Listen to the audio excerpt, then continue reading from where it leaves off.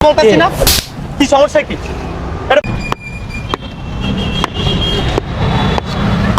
এই কি সমস্যা কি ভাঙতেছো কেন এগুলা এই কথা বলতেছি না কি ভাঙো কেন এটা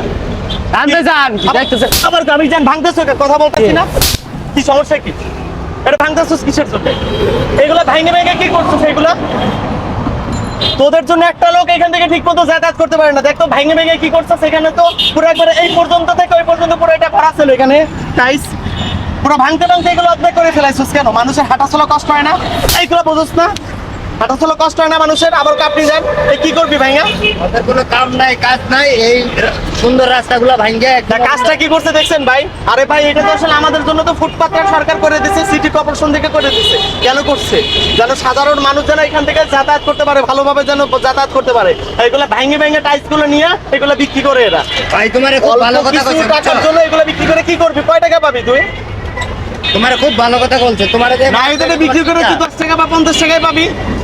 এই যে সাধারণ মানুষের তো ভুক্তভোগী হবে এই যে ক্ষতি হবে এটাকে মিটাইতে পারবি এগুলা দেশটা তো আসলে তোমার আমার দেশ এটা তো আমাদের সব